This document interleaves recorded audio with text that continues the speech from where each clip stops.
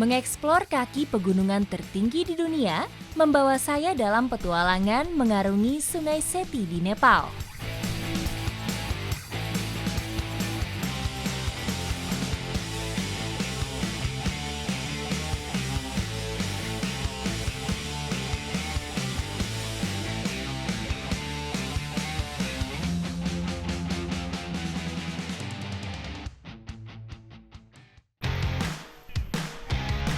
Arus sungai yang deras dari gletser dan salju yang mencair menghadirkan pengalaman rafting yang berbeda. Rasanya ditampar air es, wah dingin banget. Basah semua.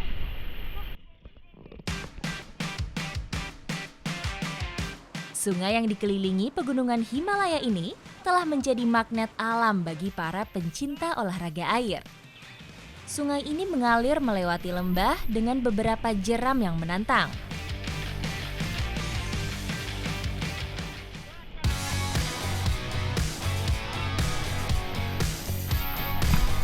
Sejak puluhan tahun yang lalu, aliran Sungai Seti telah menjadi tujuan wisata dunia. Turis bisa dengan mudah mengakses banyak operator rafting berstandar internasional.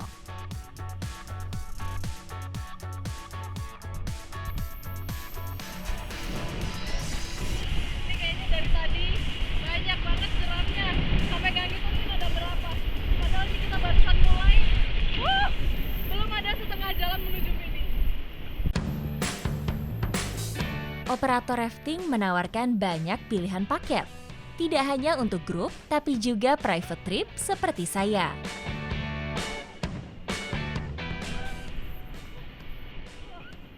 Memang beda ya sensasinya riverboarding kalau misalnya untuk liburan aja untuk menikmati pemandangan sama kayak gini nih.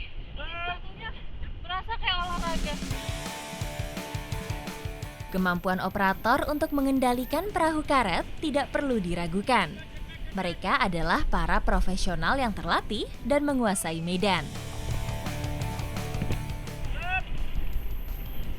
Karena ini treknya lumayan jauh, 7 km dan beberapa area itu memang ada yang sulit sekali, ada yang landai juga, makanya teamwork itu sangat-sangat dibutuhkan.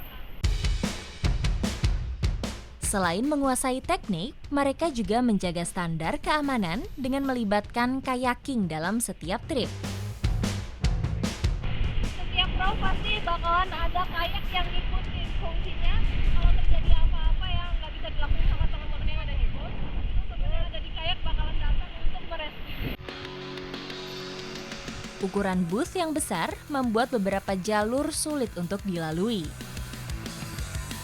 Dengan sigap, tim kayaking mengambil peran untuk membantu perahu karet dapat kembali melaju.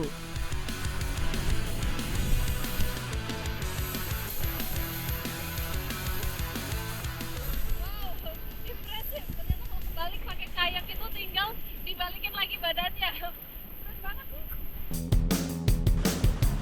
Petualangan saya kali ini benar-benar memberi kesan berbeda. Tidak hanya merasakan derasnya arus Sungai Seti, tapi juga tantangan melawan rasa dingin.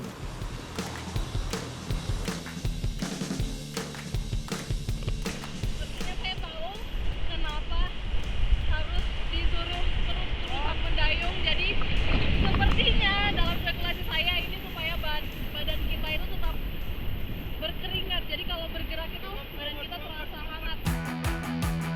Perjalanan kami sesaat harus berhenti. Jadi ini kita harus berhenti karena sungai yang ada di depan itu terlalu dangkal dan banyak batu-batu besarnya. Jadi perahunya itu nggak bisa lewat. Nah, makanya sekarang kita harus jalan sekitar kurang lebih 10 menit sebelum nanti bisa melanjutkan rafting lagi. Yuk. Sedikit menjauh dari aliran sungai, perjalanan kami lanjutkan melewati jalan setapak. Meski sedikit melelahkan, perjalanan ini membuat badan sedikit lebih hangat. Lagi kita udah nyampe di lokasi berikutnya dan boatnya udah nungguin di sebelah sana. Tapi nih kita akan turun dengan cara cliff jump. Di depan saya ini tingginya sekitar kurang lebih 3-4 meter.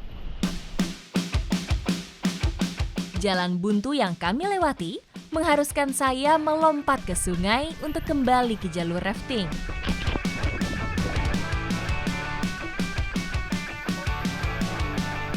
Ternyata ini tadi tingginya itu sekitar 5 meter dan kedalaman airnya saya nggak tahu karena waktu lompat bener-bener nggak nyentuh dasar. Dan ini satu lagi tantangan buat saya, airnya bener-bener dingin banget sampai tulang-tulang saya linu semua ini. Oke, akhirnya nyampe juga. Kita lanjut rafting, let's go. Kejutan demi kejutan terus saya nikmati. Kali ini bukan hanya percikan air dari gletser dan salju yang mencair, tapi badan saya telah basah kuyup. Ini badan udah dingin semua, tandanya harus mulai bergerak lagi supaya berkeringat. Oke, let's go. Dayung kembali saya kayuh, sembari bersiap menghadapi tantangan lain yang menunggu di depan. Untung ada matahari, jadi bisa sekalian berjemur meskipun ini air dan udaranya sangat-sangat dingin. Mungkin kalau saya bilang kebanyakan dingin, sedikit overreacting, tapi ya karena emang bener-bener dingin banget.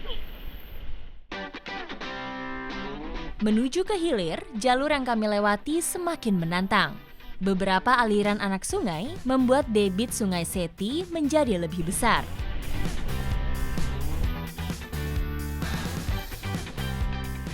Barusan jeramnya itu cepat banget, tapi justru yang seperti itu yang saya suka. Karena semakin hati saya berdebar, jadi tubuh saya juga semakin gak kedinginan.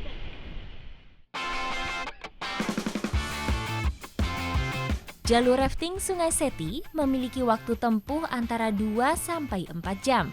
Aliran sungai dengan kondisi yang beragam membuat saya semakin tertantang.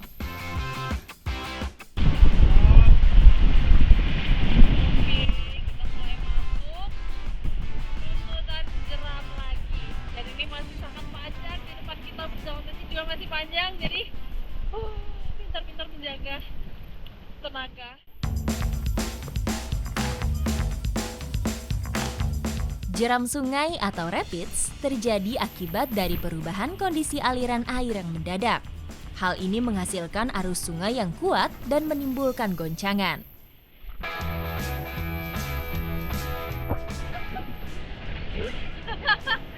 Yang barusan keren banget sih, meskipun jeramnya pendek tapi benar-benar terasa mengguncang. Sudah lebih dari setengah perjalanan. Namun Sungai Seti masih menawarkan banyak kejutan. Tidak hanya air yang dingin, dari sini saya bisa menikmati keindahan pemandangan pegunungan Himalaya.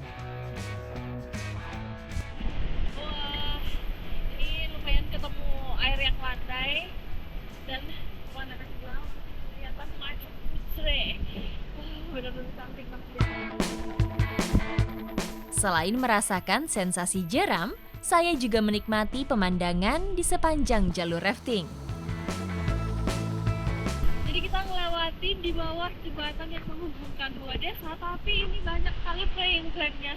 Dan tuh dia dari kejauhan itu sangat cantik karena dia berkibar dan warna-warni. Wow. Tidak berlebihan jika aktivitas rafting di Sungai Seti menjadi daya tarik wisatawan dunia. Karakter sungai dan pesona keindahan alamnya benar-benar memberikan pengalaman yang tidak biasa.